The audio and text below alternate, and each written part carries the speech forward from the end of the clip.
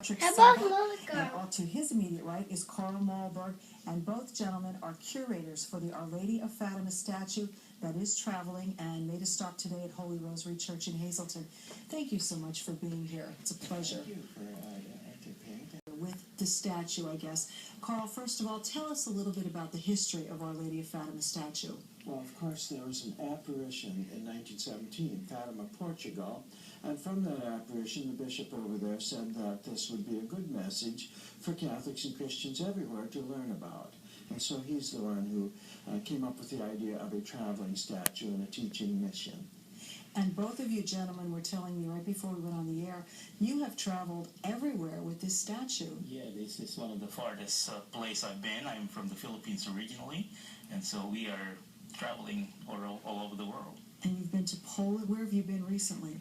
The statue was in Poland, and it was in the Philippines, and in Canada, and all over the United States. I've been here for 5 years, and I'm seeing a lot of people in a lot of states.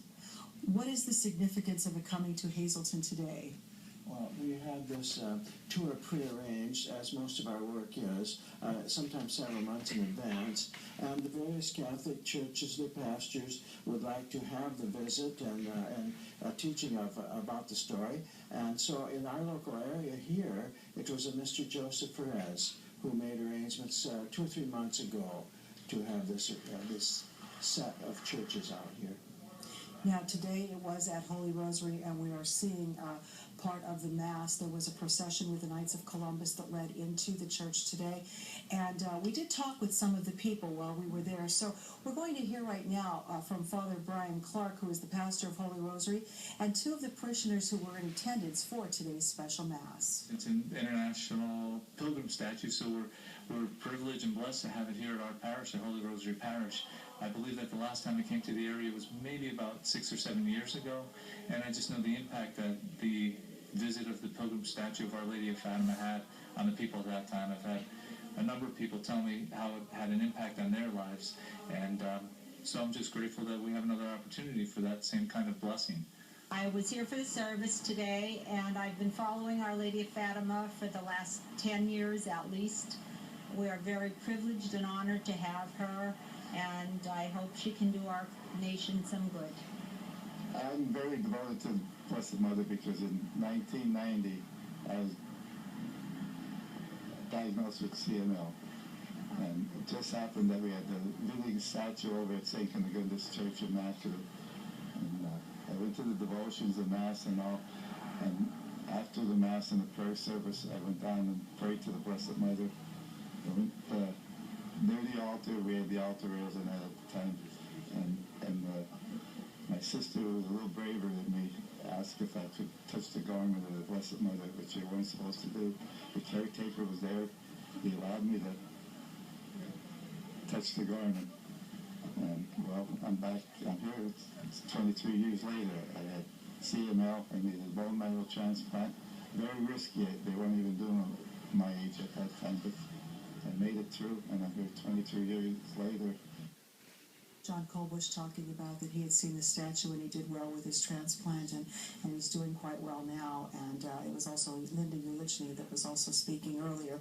What is the reaction when you take the statue into the various churches? Well, first, the people are looking for a solution to the world's problems, and they realize that through prayer we can all play a part in improving society around us, and so there's a comfort factor there. It's a message of hope. And then there are the personal agendas too, that so many come with various kinds of troubles that they present to the Lord, and they ask the Virgin Mary to pray for them to our Lord. And people have said that they have seen this statue actually shed tears. So tell us about the history with that. It was in New Orleans, in the United States, of course, 1972. And at the time they were debating on abortion, Roe versus Wade. And we would think that it was one of the reasons, among so many reasons in the world, why the Blessed Mother is weeping. And it's God who put human tears in those eyes to remind us lest we forget the statue is just a visual catechism. It doesn't perform miracles. It's God who performs the miracles. But it teaches us something about our faith and what we should do in our times. It's a historic statue. The Fatima message is still urgent in our time, especially today, right now. Now, we're getting short on time, but this statue is staying in the area for a little while yet. So, Carl, where are some other stops that it will be making? Yes, I'd have to. We're over at All Saints in Plymouth the day after tomorrow, and John Evangelist in Susquehanna. We have a day at Our Lady of Mount Carmel in Pittston, also St. Mary's Church just here nearby at Freeland, the Byzantine Church, St. John Evangelist Hornsdale, and we'll finish the tour of Gate of Heaven Parish in Dallas. And anyone can come to these masses? Yes, we have visitors from other churches, other religions, other denominations, and they're all welcome. Yeah, we definitely invite everybody. Look into the eyes of the statue. It's a historic statue from 1947, 65 years traveling all over the world. Such a magnificent, beautiful piece of art.